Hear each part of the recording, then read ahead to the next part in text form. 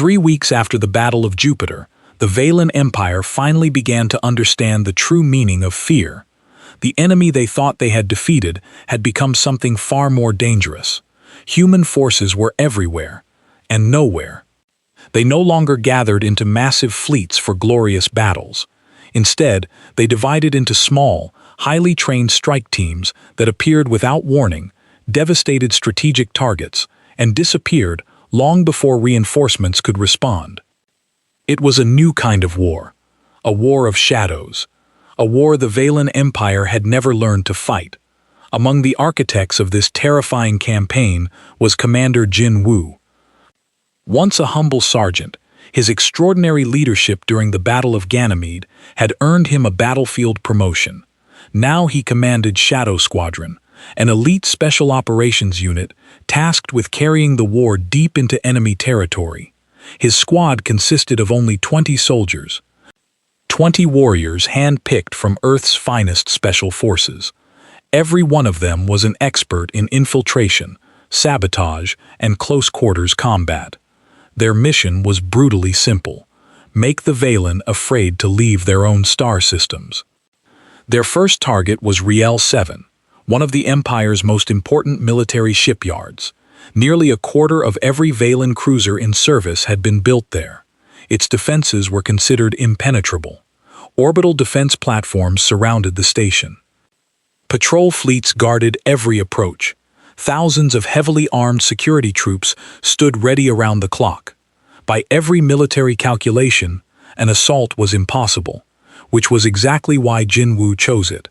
3 days before the operation, Shadow Squadron intercepted a Valen military transport traveling alone through deep space. The original crew never had the chance to send a distress signal. Their uniforms, identification codes, and security clearances became humanity's newest weapons. Disguised as loyal Valen personnel, the captured transport drifted toward Riel 7 without raising the slightest suspicion. Every security checkpoint cleared them. Every automated scan confirmed their false identity. Every guard believed they were allies. By the time the Valen realized the truth, the enemy was already inside. As the transport docked with the massive shipyard, Jin Woo gave a single silent hand signal. The rear hatch opened. Shadow Squadron moved like ghosts. Without a word, the 20 soldiers split into separate teams, disappearing into the endless corridors of the station. The attack had begun, and no one aboard Riel 7 had any idea that their empire's worst nightmare was already walking among them. 5 soldiers went to the main power plant. 5 went to the command center. The rest, including Jin Woo, headed for the construction docks where 6 new cruisers were being built. Private Yoonji was 19 years old and had joined the military straight out of school. She looked young and harmless, which was exactly why Jin Woo had picked her. While Valen workers stared at the lost human girl, she planted explosive charges on critical support structures. By the time anyone realized something was wrong, she was already at the next target. Corporal Tun reached the command center by walking straight through the front door. He was carrying what looked like maintenance equipment. The Valen guards didn't even check him. He walked into the command center, drew his weapon, and killed every officer in the room before they could sound an alarm. Then he locked down the facility's defensive systems and waited for the fireworks. The shipyard exploded from within. The power plant detonated first, killing the lights and shields. Then the construction docks blew, sending 6 half-built cruisers tumbling into space. Finally, the command center's reactor overloaded, destroying the entire station core. Shadow Squadron evacuated on stolen Valen ships. The entire operation took 45 minutes. The Valen lost 6 ships, a major production facility, and 3,000 personnel. They never even saw most of their attackers. This was happening across Valen space. Small human teams were hitting targets the Valen thought were safe. Supply convoys disappeared. Mining operations went silent. Colonial administration buildings burned. The Empire was too large to defend everything, and the humans seemed to know exactly where to strike. Lieutenant Mi became famous throughout the Empire. Though the Valen only knew her as the Ghost, she led a team that specialized in political targets. Her job was to make the Valen leadership afraid. Her most notorious operation happened on Valen 4, a colony world with 5 million inhabitants. The planetary governor, Velkart, was a hardliner who supported the war and called for complete genocide of humanity. He lived in a fortress protected by an army of guards. MG and her 3-person team infiltrated the fortress by hiding in a food delivery. They waited in the kitchen for 2 hours, then moved when the guards changed shifts. It took them 8 minutes to reach the governor's personal quarters. He was eating dinner with his family. MG killed the guards first, then the governor. She left his family alive, but showed them recordings of what Valen forces had tried to do at Ganymede. Then she broadcast a message to the entire planet from the governor's own communication system. "This is Lieutenant Me of Earth Special Forces. Your governor called for our extinction. He died for that. We don't want to kill civilians. We don't want to destroy your worlds, but we will if you keep supporting this war. Tell your leaders to surrender, or we will keep coming. We are very patient, and we are very good at killing." She and her team walked out of the fortress in stolen uniforms. By the time Valen security realized what happened, they were already off-world. The psychological impact was devastating. If humans could kill a planetary governor in his own fortress, no Valen leader was safe. The Empire's High Council increased security dramatically, but it didn't help.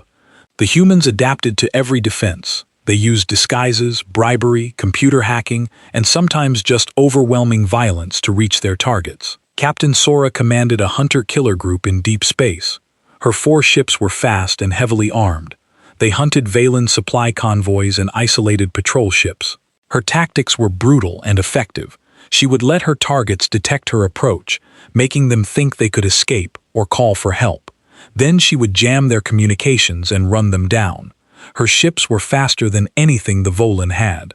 Once she caught them, her crews showed no mercy. "Why do you do this?" A captured Valen captain asked her once. "We are just supply ships. We carry food and equipment, not weapons." Sora looked at him coldly. "You supply the ships that tried to destroy Earth. That makes you part of the war machine. We don't make distinctions." She ordered his ship destroyed with all hands after taking the supplies. Word spread quickly through Valen space. No ship was safe. No crew was protected. The humans didn't care about military targets versus civilian ones. If you supported the war effort, you were a target. Major Doyen, who had led the first delegation to Kepler 442, now commanded a full regiment of special forces. His job was coordination. He made sure every human team in Valen space had the intelligence and support they needed. He also made sure the Valen never knew where the next attack would come. From his command ship, hidden in an uncharted system, Diane reviewed reports and planned operations. His analysts studied Valen communications, looking for weaknesses and opportunities. His logistics officers made sure weapons and supplies reached teams operating hundreds of light-years from Earth. "Sir, we're getting reports that Valen military recruitment has dropped by 60%. One analyst told him their civilians don't want to fight anymore." Doan nodded. This was the goal. Break their will to fight. Make every Valen question whether the war was worth the cost. Good. Increase operations against civilian infrastructure, power plants, water treatment, communication networks. Nothing that kills civilians directly, but everything that makes their lives harder. Let them know their government cannot protect them. It was a brutal strategy, but it worked. Valen worlds started demanding peace negotiations. 23 of the Empire's 47 member systems threatened to secede if the war continued. The economy collapsed as trade routes became too dangerous to use. Military morale plummeted as soldiers realized they might die anywhere, anytime, without ever seeing their enemy. Counselor Dresa watched her predictions come true. She had warned them this would happen. The Valen were trying to fight a conventional war against an enemy who didn't believe in conventions. Every rule of warfare the Empire followed, the humans broke. Every expectation they had, the humans violated. She submitted another report to the High Council, knowing they wouldn't listen. "We are being hunted," she wrote. "The humans have turned our territory into their hunting ground. Our soldiers are prey. Our civilians are afraid. Our leaders are being assassinated.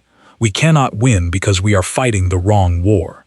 They are not trying to conquer us. They are trying to break us. And it is working. The High Council called an emergency session. They needed to decide, surrender or escalate. Some counselors wanted to use forbidden weapons, biological agents that could wipe out entire planets. Others wanted to negotiate before things got worse. They argued for hours while across their empire, human teams continued their work. Shadow Squadron hit another shipyard. Lieutenant Mi killed another governor. Captain Sora destroyed another convoy. The systematic destruction of the Valen Empire continued, one target at a time. Admiral Taijo received regular reports from all these operations. He was proud of his people but also worried. This kind of warfare was effective but brutal. It required soldiers to do things that would haunt them for the rest of their lives. But he couldn't stop now. The Valen had threatened Earth's existence. They had to learn that was a mistake they would never make again. He sent a message to Major Doyen. Continue operations. No reduction in tempo. I want the Valen to wake up every day afraid and go to sleep every night knowing they could die. I want their leaders to understand that the only way to safety is through surrender. Break them. Du read the message and nodded. He turned to his planning staff. You heard the Admiral. Find me more targets. The war had entered its most terrifying phase for the Valen. They weren't fighting armies anymore. They were being hunted by ghosts who struck without warning and disappeared without trace. Every Valen civilian wondered if their power would fail, if their governor would be assassinated, if their supply ships would arrive. Every Valen soldier wondered if they would survive another day, and through it all, the humans kept coming, patient, persistent, and absolutely ruthless. They had learned from thousands of years of warfare that you don't win by being nice. You win by making your enemy wish they had never started the fight. The Valen Empire was beginning to wish exactly that. History will remember this as the moment the Valen Empire died. The Grand Armada assembled at the edge of Valen space. 2,000 warships, the largest military force in the Empire's history. Every ship was crewed by veterans. Every weapon was tested and ready. This fleet had enough firepower to sterilize entire planets. The Valen High Council gave simple orders: destroy humanity completely. Supreme Commander Zexathar stood on the bridge of his flagship, the Eternal Glory. He was 300 years old, the most experienced military leader in the Empire. He had never lost a battle. He looked at the tactical display showing Earth's solar system and felt confident. The humans had maybe 400 ships. They had no chance. All ships report ready, his second officer announced. Begin the jump, Zexar ordered. We will end this war before humanity can spread beyond their home system. The Grand Armada entered faster than light travel. When they emerged in the Sol system, they expected to find Earth's fleet waiting to defend their home. Instead, they found empty space. Long-range scans detected human ships, but they were retreating toward the inner planets. The Valen assumed it was cowardice. They were wrong. Admiral Chio commanded Earth's Terran defense fleet from his flagship, the Defiant. He was 60 years old, with silver hair and a face marked by scars from 3 different wars. He had fought in conflicts from Korea to the Middle East before joining the new Space Force. He knew exactly what he was doing. Valen fleet is pursuing, his tactical officer reported. They're taking the bait. Good, Taiho said calmly. Signal the belt. Execute on my mark. The Valen fleet moved confidently through the asteroid belt between Mars and Jupiter. It was a calculated risk, but their shields could handle any collisions. Commander Zexar watched his screens and smiled. The humans were running scared, probably hoping to make a last stand near Earth. He would not give them that chance. Sir, detecting massive energy spikes in the belt, a Valen sensor officer said suddenly. What kind of spikes? Zexar demanded all kinds. Nuclear, kinetic, chemical, and sir, the asteroids themselves are moving. The belt exploded into chaos. Thousands of weapons that had been hidden for months activated simultaneously. Nuclear mines planted on asteroids detonated in patterns designed for maximum damage. Kinetic kill vehicles that had been drifting like rocks suddenly accelerated to impossible speeds, slamming into Valen ships with the force of small suns. Entire asteroids had been hollowed out, filled with explosives, and set on collision courses with the fleet. The Valen tried to shoot them down, but there were too many. Ships that survived the initial wave found themselves trapped in a maze of debris and death. Captain Hedon commanded the carrier Indomitable. She watched the Valen fleet scatter and knew this was the moment. All fighters, launch now. Hit them while they're confused. 300 human fighters poured out of the carriers. They were small and fast, covered in armor made from materials the Valen had never seen. Each one carried enough firepower to a cruiser, and their pilots had trained for this exact scenario. Lieutenant Mina flew her fighter straight into the middle of a Valen formation. Missiles away, then energy weapons blazing, then out before they could respond. She had practiced this maneuver 10,000 times in simulation and 50 times in real combat exercises. It was automatic. The Valen tried to adapt, but human tactics made no sense to them. The humans didn't stay in formation.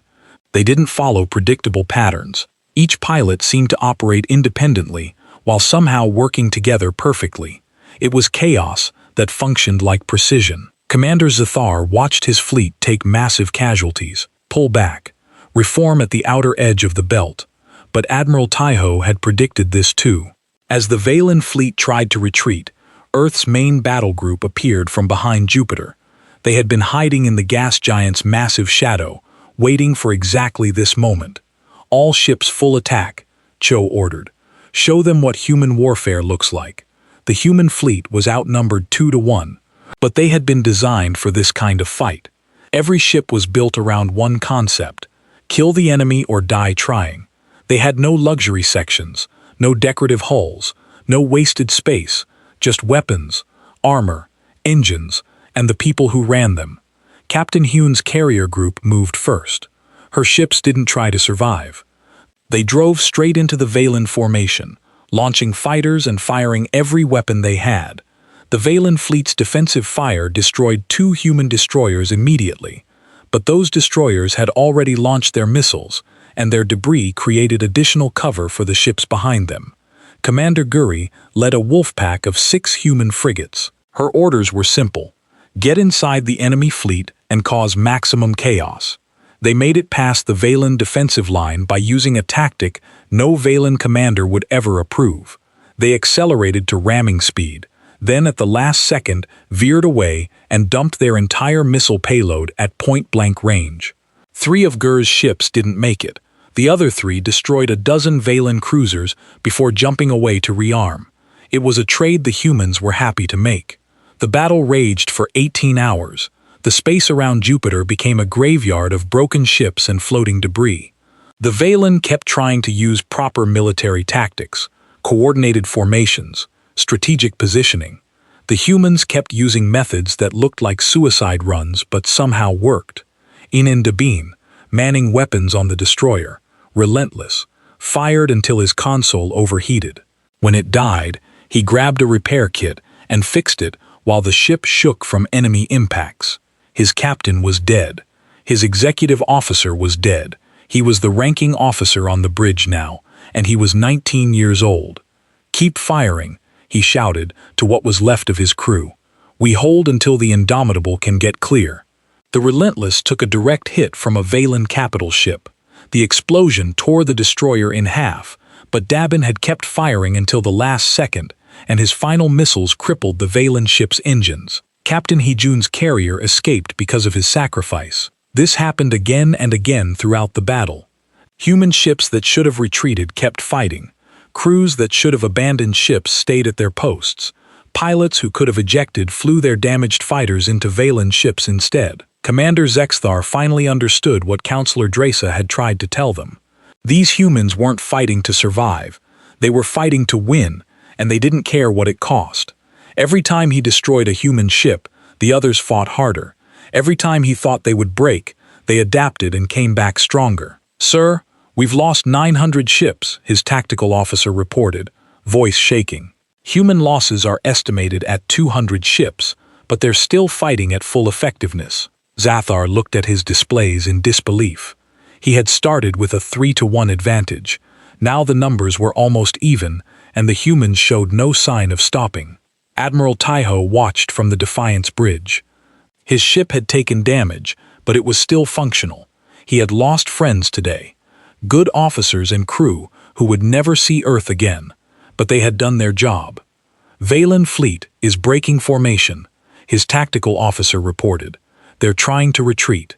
Taihaho allowed himself a small smile. Let them go. We've made our point. The Grand Armada jumped away from Sol's system. They had started with 2,000 ships. They left with barely 1,000. The humans had started with 400. They still had 200 operational vessels. The Valen High Council received Commander Czar's report in silence. The greatest military leader in their history had been beaten by a species that had been in space for less than a decade. The casualty report was devastating. Over 200,000 Valen soldiers and crew dead. The humans had lost 50,000, and they treated it like an acceptable price. They were supposed to be primitives, one counselor whispered. They are primitives, another replied. That's what makes them so dangerous. They fight like animals wearing uniforms. They don't care about honor or rules or their own lives. They just care about killing us. Admiral Cho sent his own report to Earth Command. It was brief and to the point. Battle of Jupiter is a victory. Enemy retreated with heavy losses. Our losses are significant but acceptable. The Valen Empire now knows they cannot win a defensive war against us. Recommend we take the fight to them immediately. If we give them time to adapt, this war becomes much harder. We need to press our advantage while they're still afraid. Earth Command approved his recommendation. Within a week, human strike forces began appearing in Vale in space. The Empire had wanted to destroy humanity. Instead, they had created something far worse, a motivated human military with a target and no intention of stopping until that target was eliminated. The Volin thought they were fighting a war of conquest. They were wrong. They were fighting a war of survival, and they were losing. The Valen High Council chamber was silent, except for the sound of breathing. 14 counselors sat in a circle staring at the holographic display floating in the center.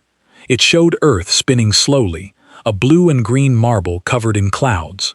It looked peaceful, beautiful even. Counselor Dasha stood up. She was the Empire's chief xenopsychologist, the one who studied alien species to understand how they thought and behaved. She had been studying humans for the past 3 weeks, ever since Ganymede. What she found terrified her. My colleagues, she began, her voice steady, but her hands shaking slightly. I have completed my analysis of human history and psychology. I must warn you, what I am about to present will change how we see this conflict. The display changed from Earth to a timeline. It stretched back thousands of years, and every inch of it was marked with red symbols. War, conflict, death. This is human history, Dressa continued. What you see here is not unusual for them. This is normal. Humans have been fighting wars for their entire existence as a species. They have never known true peace, not for a single generation. One of the counselors, an old male named Treacher, spoke up. Many species have wars. We ourselves had conflicts before we united. Not like this, Drea replied. She pressed a button and numbers appeared. In the last 100 years alone, humans have killed over 100 million of their own species in wars. In a single war they call World War II, they killed 60 million people in 6 years. They didn't stop because they grew tired of killing. They stopped because one side completely destroyed the other. The room went quiet. The Valen had been at peace for 400 years. In all their wars before unification, they had lost maybe 10 million people over 1,000 years. The humans had lost more than that in a single conflict. But that's not what frightens me most, Dasha said. She brought up images of Earth's weapons. Bombs, missiles, guns, knives, and things the Valen didn't have words for. Humans have weaponized everything. They have bombs that can destroy entire cities. They have diseases they created just to kill enemy soldiers. They have weapons that burn people alive, weapons that poison the ground so nothing can grow, weapons that attack the mind instead of the body. She paused, making sure everyone was paying attention. They split the atom itself and turned it into a weapon. They dropped 2 of these bombs on their own planet, on cities full of people to end a war. Over 200,000 people died instantly, and it worked. The war ended. Another counselor, Vera, shook her head. This is madness. Why would any species do this to themselves? Because they win, Dasha answered simply. Every human culture has learned the same lesson over thousands of years. The side that is willing to go further, to sacrifice more, to use any method necessary, that side usually wins. They have internalized this. It is part of how they think. She brought up footage from Ganymede. The counselors had seen it before, but Dreshva made them watch it again. Bach, the hydroponics engineer, walking into Junction 12 with an explosive strapped to her chest. Sergeant Jin Woo, appearing behind Valen soldiers and killing them with efficiency. That looked almost bored. Commander Sunho calmly ordering civilians to use chemical weapons against enemy troops. These are not soldiers, Dressa said. That woman was a plant grower. She had children. She blew herself up without hesitation, because it meant stopping enemy soldiers from advancing. This is normal behavior for humans when their home is threatened. She changed the image to show the arena fight, Nari laughing while she fought, Quang breaking bones like it was easy, Ji-Su, small and young, killing warriors twice her size. Now observe their soldiers, Dresva continued. Notice how they move. They are not just trained, they are conditioned. From childhood, humans play games that simulate war. They watch entertainment that shows violence. They study history that teaches them every war their species ever fought. By the time a human joins their military, they have already spent thousands of hours thinking about combat. She pulled up psychological profiles. And here is what makes them truly dangerous. Humans are persistence predators on their planet. They were not the strongest or the fastest, but they could run longer than anything else. They would chase prey for hours, sometimes days, until the animal collapsed from exhaustion. Then they would kill it. This is how they fight wars, she added. They never stop. They never quit. You can hurt them, kill many of them, make them suffer, but they will keep coming, and they have evolved bodies that support this. They can suppress pain.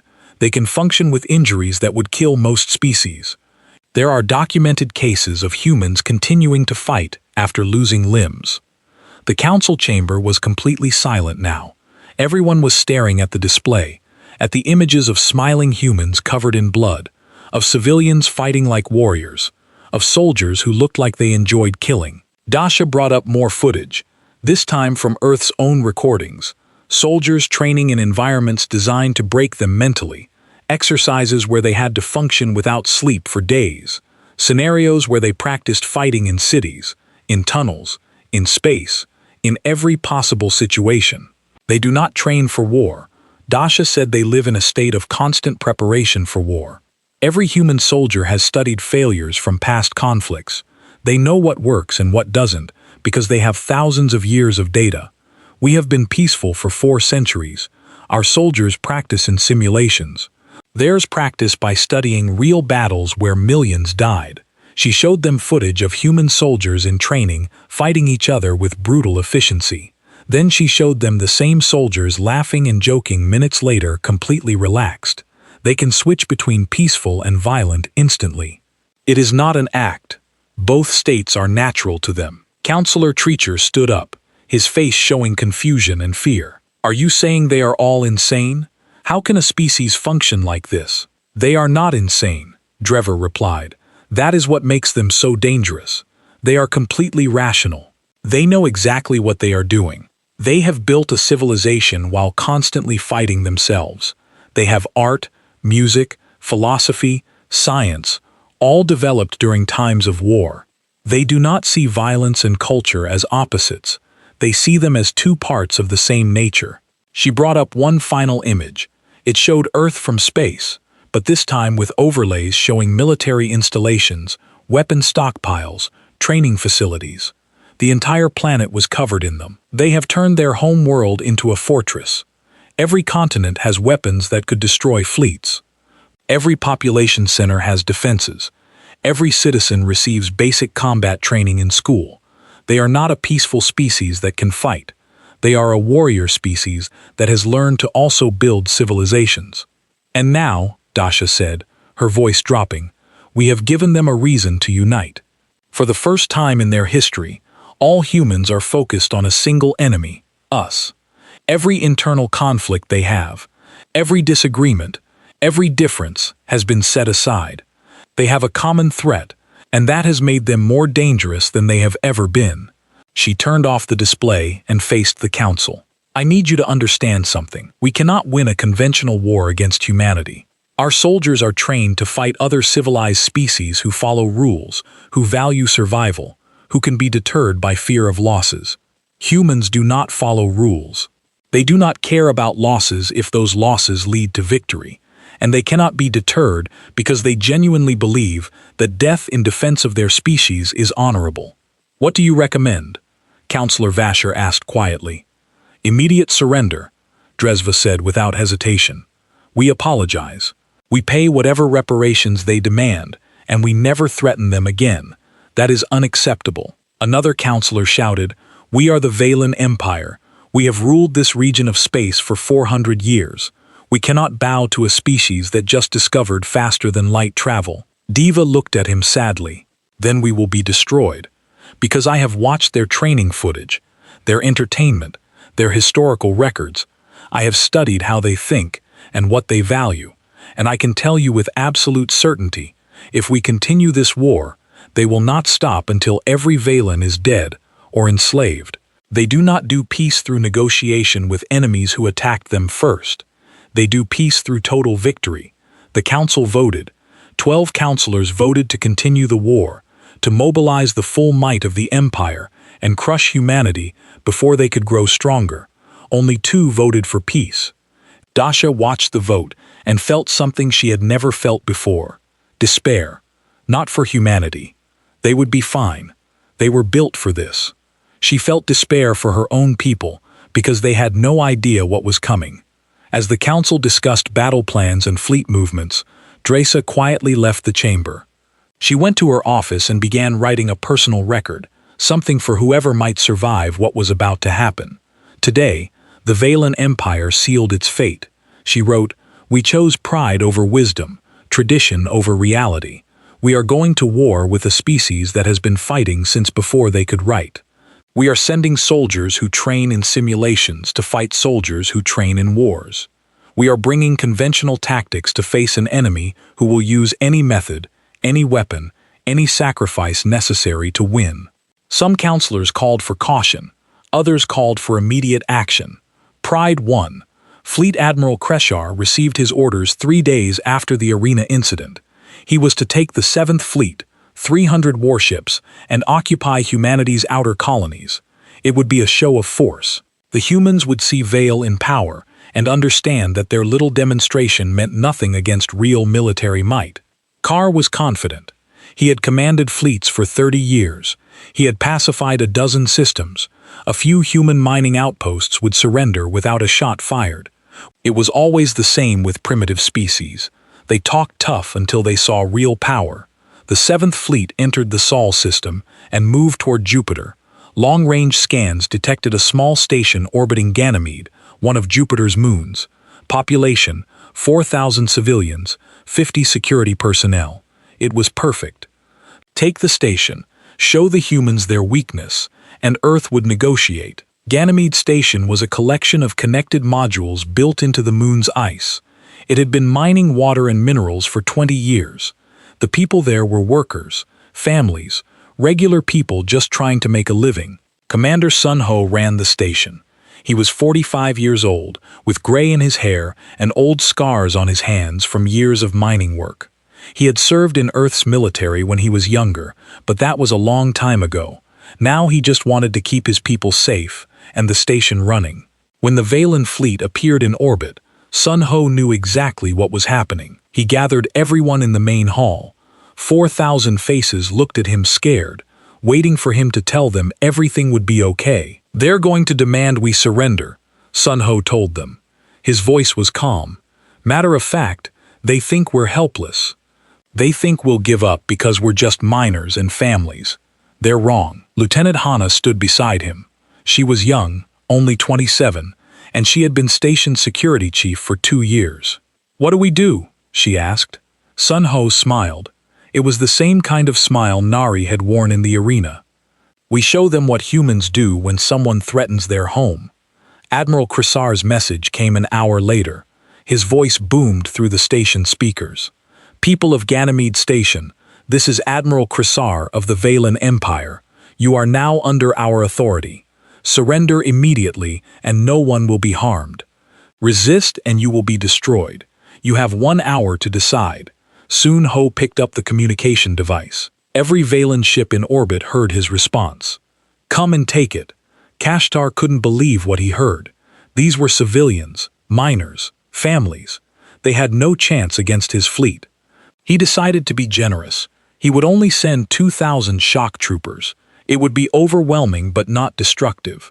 The humans would see reason. The troop transports launched from the Valen ships.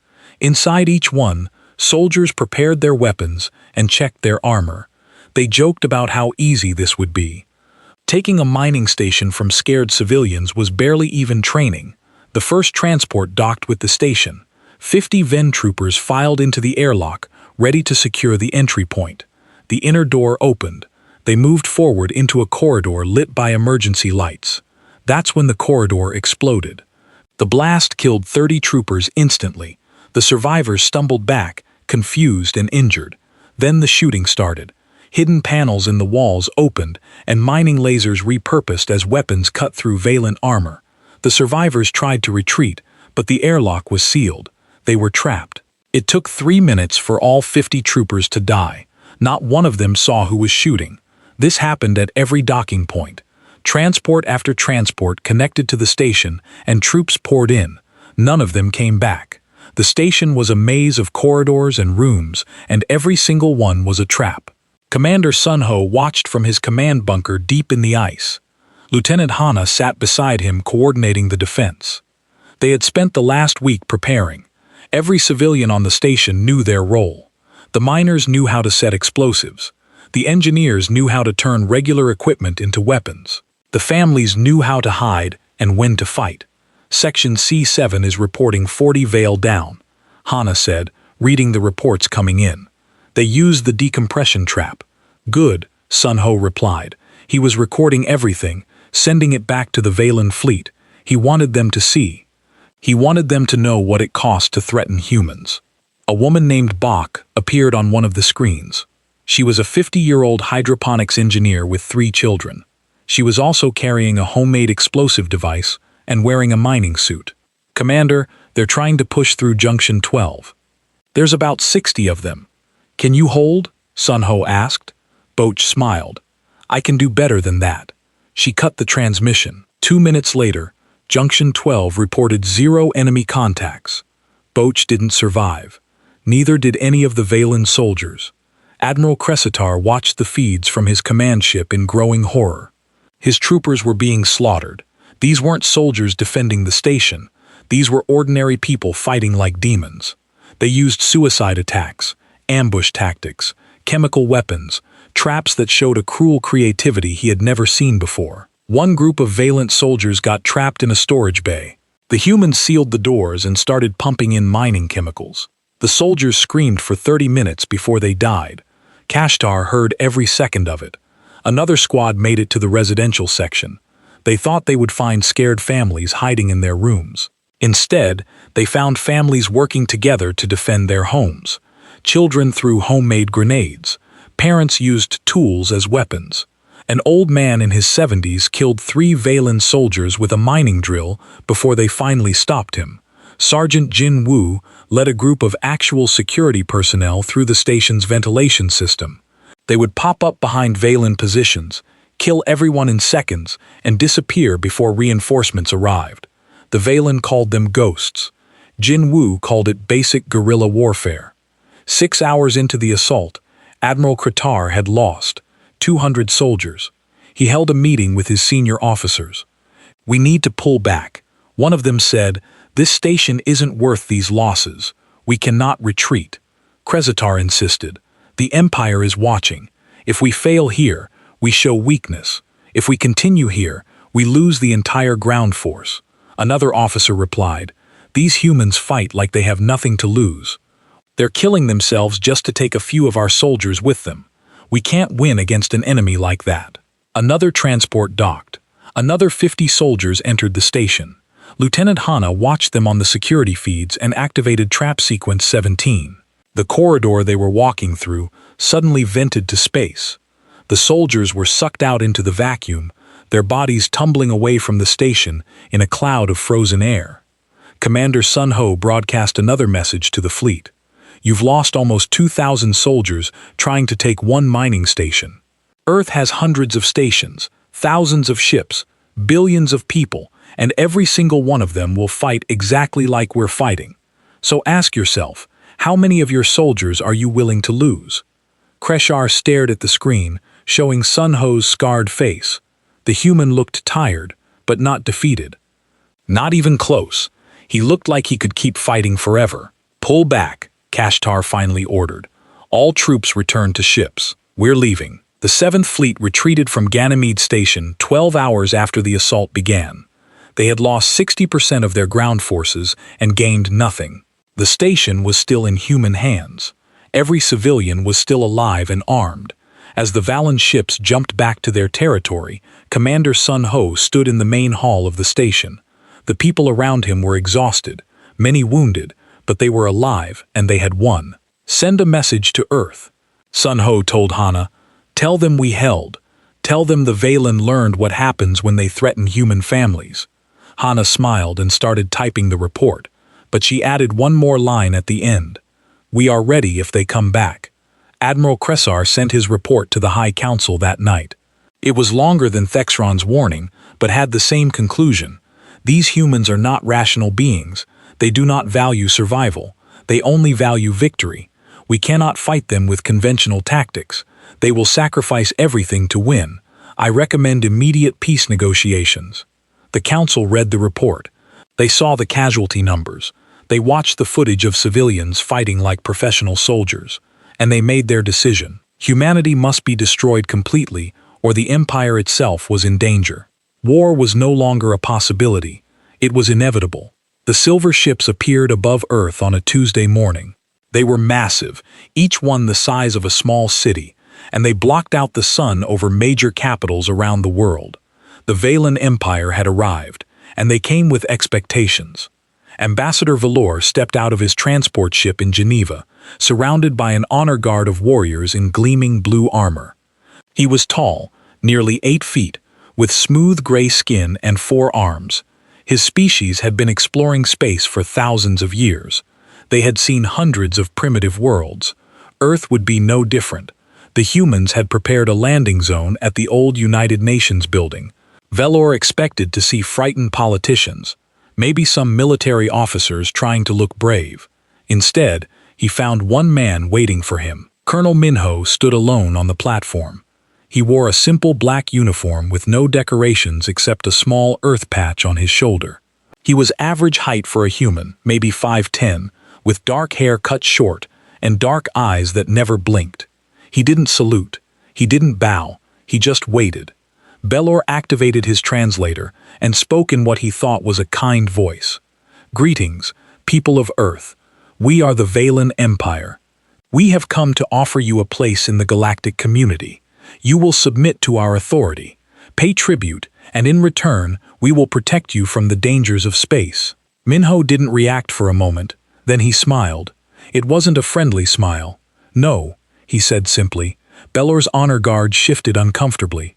In 400 years of expansion, no primitive species had ever said no to the Empire's first offer. Perhaps you don't understand, Velor continued. This is not a negotiation. This is how things work. You are new to space. We are not. You will join us, or we will make you join us. Minho pulled out a small device and pressed a button. Around the world, every Valan ship suddenly found itself targeted by thousands of weapons. Missiles, lasers, railguns, things the Valan didn't even recognize. Earth had been watching the stars for a long time. They had prepared. Now you understand, Minho said, his voice calm and cold. We don't want to join your empire, but we do want to meet your military. Send your best soldiers to Kepler 4042. We'll send ours. Let's see who's really in charge. Felor felt something he hadn't felt in years. Fear. This human didn't talk like a primitive. He talked like a predator. But the Empire couldn't back down. They agreed to the meeting. 3 weeks later, General waited at the Valon military outpost near Kepler 442. He commanded the Empire's elite forces. He had crushed 17 rebellions without losing a single battle. He expected Earth to send diplomats, maybe some scientists. He would show them Valen's superiority, and they would understand their place. The human ship arrived on schedule. It was small and ugly, covered in armor plating and weapon ports. It looked like it was built for one purpose: war. The door opened and soldiers marched out in perfect formation. Major Doyen led them. He was shorter than most of his soldiers, but he moved like a machine. Behind him came 200 troops in black armor. They wore helmets that hid their faces. No insignia, no decorations, just weapons. Lots of weapons.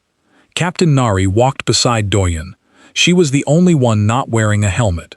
Her face was young, maybe 25, with a scar running down her left cheek. She was smiling. It made the Valen guards nervous. "Welcome," General Thexron said, trying to sound confident. "We appreciate your journey. Perhaps we can discuss terms." "We want to fight," Diane interrupted. His voice was flat, emotionless. "Your best against ours, hand to hand. No weapons except what we carry on our bodies. We need to know if you're worth talking to." Thexron laughed. These humans were insane, but if they wanted to be humiliated, he would oblige. "Very well. We will use the arena. I will send my Crimson Guard. They have never been defeated." "How many?" Nari asked, still smiling. 20 of my finest warriors." "Well, send 12, Diane said. The Volan couldn't believe it. These humans were either incredibly brave or incredibly stupid. Dexron decided it was the latter. The arena was a large circular room with walls of transparent steel. Thousands of Valant soldiers gathered to watch. They expected entertainment.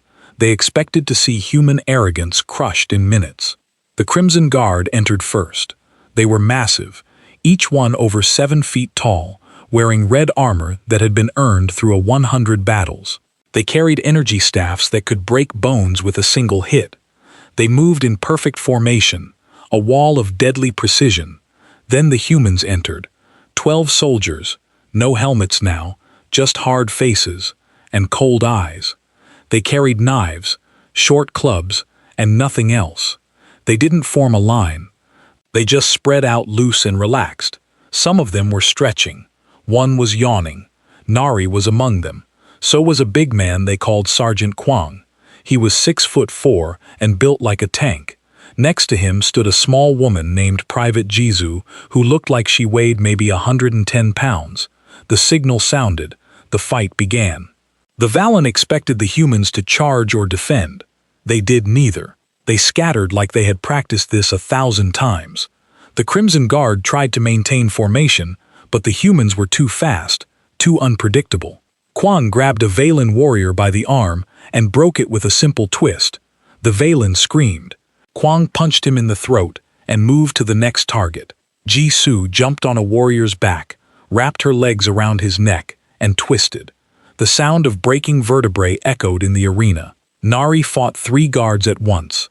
She moved like water flowing around their strikes, her knife finding gaps in their armor. She was laughing the whole time, a wild, terrifying sound that made the watching Valan go silent. 4 minutes. That's how long it took. The Crimson Guard, the pride of the Valan military, lay broken on the floor. Some were dead. Most wished they were. The 12 humans stood among them, barely breathing hard. Kwang was cleaning blood off his knuckles. Ji-Su was retying her hair. Nari was still smiling.